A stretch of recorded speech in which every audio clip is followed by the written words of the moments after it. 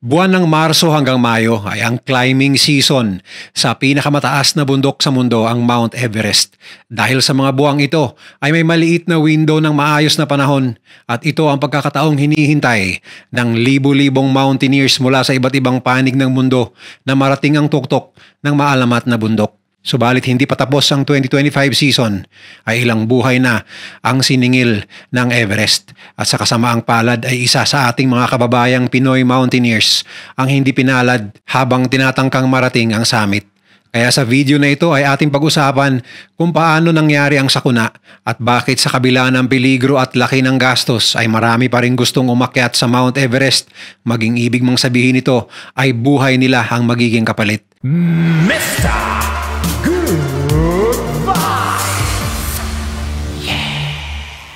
Kilala siya sa tawag na Mount Everest, ang pinakamatayog na bundok sa mundo. Ngunit para sa mga Nepali, ito ay ang Sagarmatha, ang Diyos ng Langit. At para sa mga Tibetan, ito naman ang Chomolungma o Ina ng Mundo. Pero para sa maraming mountaineers, ito ay isang napakalaking hamon, isang rurok na tila imposible pero hindi mapigilan ang pangarap na isang araw ay kanila itong mararating. Hindi biro ang umakyat sa Everest sa taas na 8,849 meters. Hindi lang malamig, nakamamatay ang lamig sa itaas nito. Sa tinatawag na death zone, sobrang nipis na ng hangin kaya bawat hinga ay para kang nasa loob ng nakataling plastic bag. Ang malalakas na snowstorm, avalanche at matatayog nitong mga bangin ay ilan lamang sa mga kakalabanin ng sino mang aakyat dito. At matapos itong maakyat ni Sir Edmund Hillary at Tenzing Norgay noong 1953, mahigit 340 climbers na ang binawian ng buhay sa pagtatangkang marating ang itaas nito. At ang latest ngang naging biktima ng bundok nitong linggo lamang ay ang ating kababayan, si Engineer Philip PJ Santiago II. Bukod sa pagiging engineer, si PJ ay isang avid mountaineer na malalim ang dahilan upang umakyat sa tuktok ng Everest. At ito ay ang i-highlight ang kalunos-lunos na sitwasyon ng mga batang may sakit na cancer sa Philippine Children's Medical Center, na ayon pa sa kanya na ang hirap ng pag-akyat sa Mount Everest ay baliwala kumpara sa laban na kinakaharap araw-araw ng mga batang ito na may sakit. Bukod dito ay advokasya rin ni PJ ang mabigyan ng pansin ng mga pamilya sa Pilipinas na walang akses sa malinis na tubig. Nasa dugo na talaga ni PJ ang pagiging adventurous. Sa katunayan, bago niya subukang maakyat ang tuktok ng Mount Everest ay naglakad siya ng 37 days sa Camino de Santiago o ang Way of St. James noong 2012. Isa itong legendary pilgrimage kung saan naglalakbay sa pamamagitan ng paglalakad ang maraming trekker mula sa iba't ibang panig ng mundo sa iba't ibang mahahabang ruta na maaaring magmula sa France, Portugal at mahigit 10 pang pagpipilian, at ang lahat ng rutang ito ay magtatapos sa Cathedral of Santiago de Compostela sa Galicia, Spain, kung saan pinaniniwalaang nakalibing si Apostle St. James.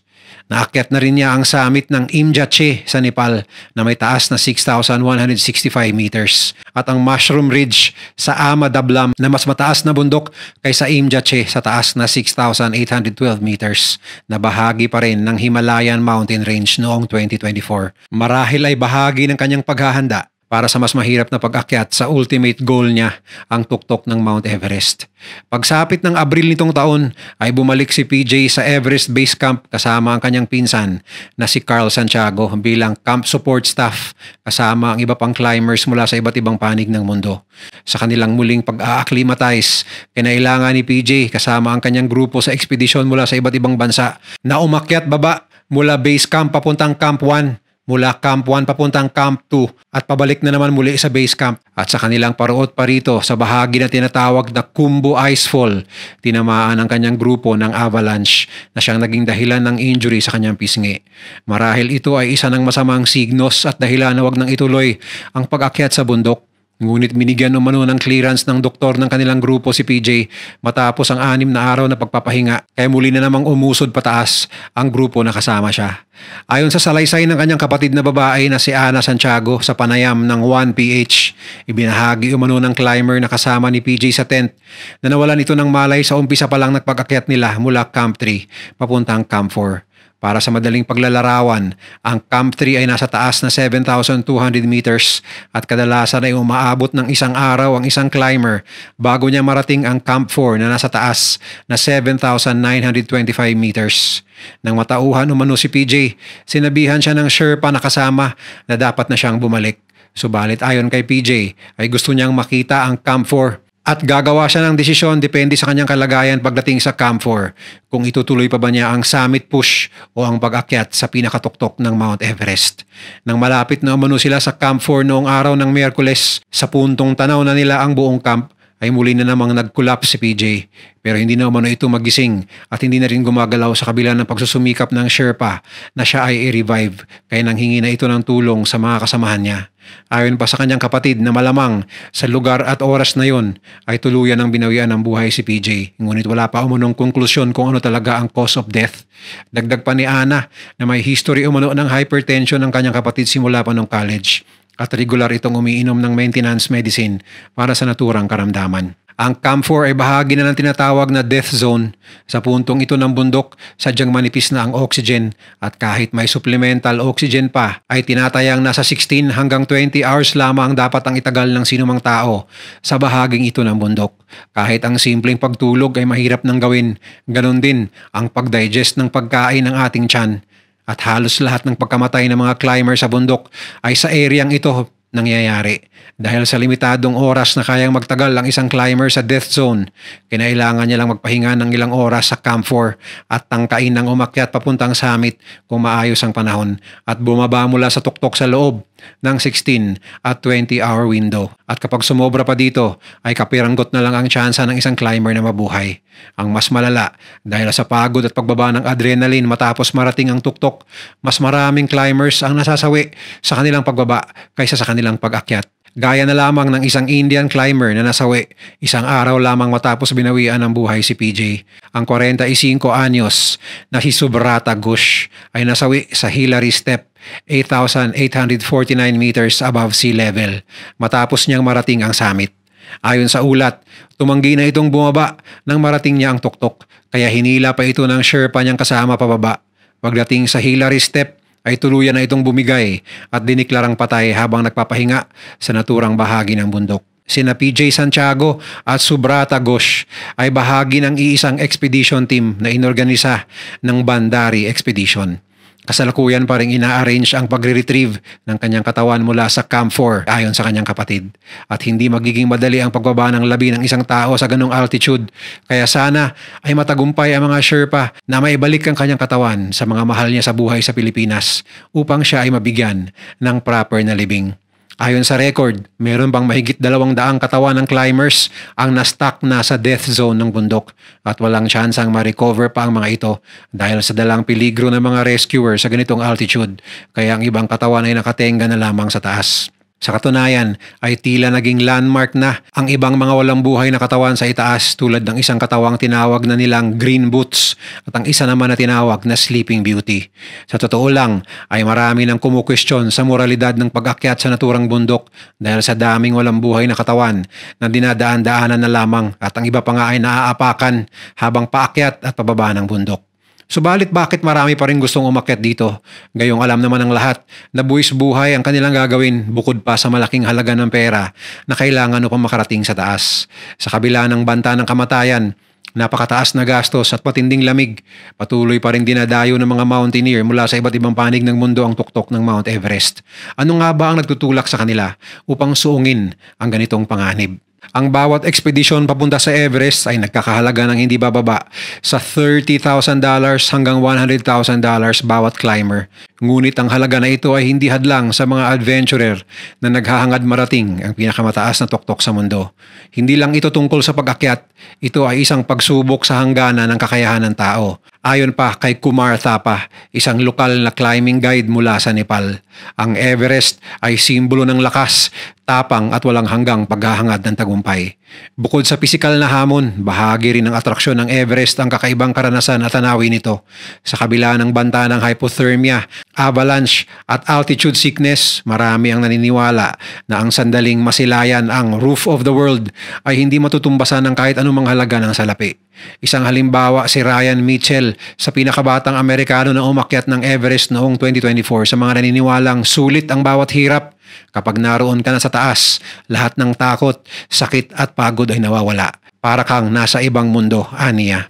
Ngunit kasabay ng kanilang tagumpay ay ang katotohanang maraming buhay ang nawala sa pagsubok na maabot ang tuktok ng Everest nang simula itong akyatin noong 1920s. Para sa mga sumasampa sa Everest, hindi lang ito usapin ng personal na tagumpay. Isa rin itong paalala na ang tao, gaano man kaliit kumpara sa kalikasan, ay may kakayahang sumubok at makamit ang imposible.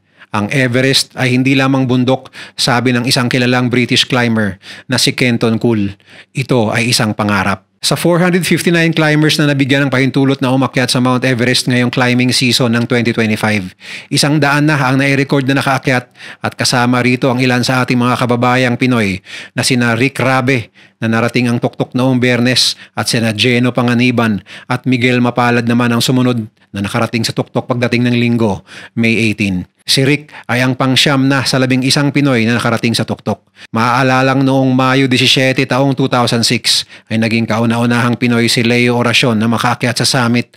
Ngunit challenge ito ni Dale Abinohar na ayon sa kanya ay nakarating siya sa tuktok gamit ang northern side noong May 15. Medyo marami nga lang ang duda sa pagtungtong sa summit ni Abinohar dahil sa kakulangan umano niya ng ebidensya tulad ng litrato o video. Ang ibang Pinoy climbers na tagumpay na nakatayo sa tuktok ng Mount Everest ay sina Erwin Emata at Romeo Garduce noong 2006. Noel Wenceslao, Karina Dayondon, Janet Villarmino at Regidor Pablo naman noong 2007. Patunay lamang na hindi pa huhuli ang mga Pinoy pagdating sa extreme activities dahil sa taglay nating lakas ng loob at determinasyon na malampasan ang anumang pagsubok. Subalit sa kabila ng lumbay ng mga climber na nawawalan ng buhay sa bundok ay ang mga kwento rin ng tagumpay tulad na lang ng Briton na mountaineer na si Kenton Cool na nakapagtala ng record nitong linggo lamang sa pag-akyat sa bundok ng 19 times. Si Cool, 51 taong gulang, ay kilala bilang isa sa mga pinakamahuhusay na high altitude climbers sa kasaysayan.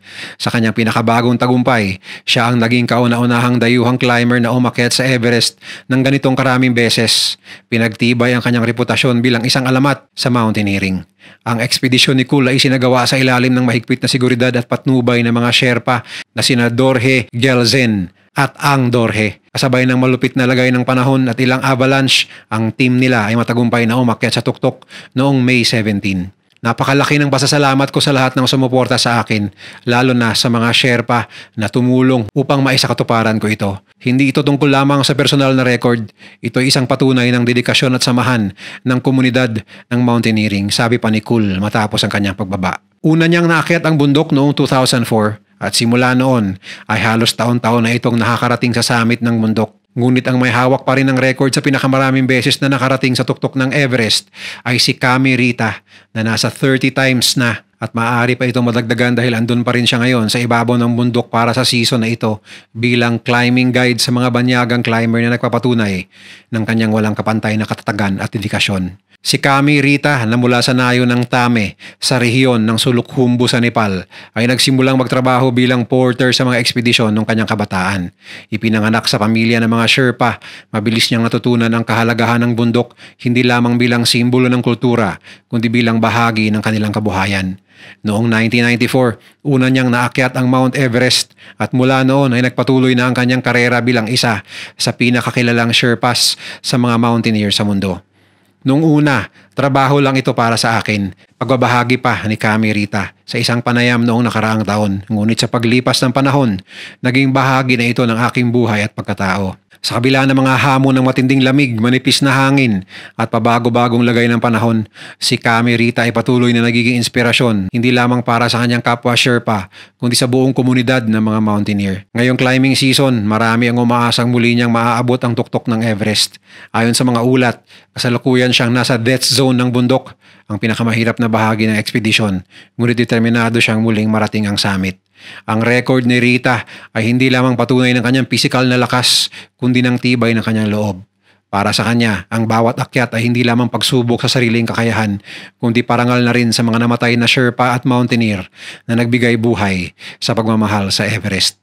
Hanggat kaya ko, patuloy akong aakyat, wika ni Kami Rita. Ito ang aking tahanan, ang Everest, ang aking kwento. Marahil ay ito rin ang mga huling salitang nasa loob ni PJ Santiago nung siya ay nahihirapan ng umakyat sa bundok.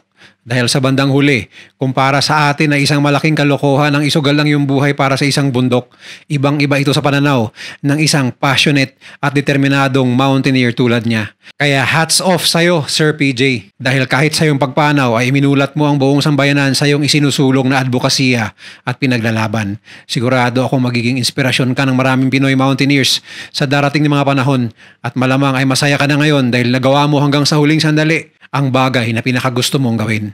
Saludo kami sa'yo. Rest in peace. Kung nagustuhan mo ang video na to, share mo naman sa iba at mag-subscribe ka na rin. Panoorin mo na rin yung mga videos na nasa kanan para lalo pang maubos ang oras mo.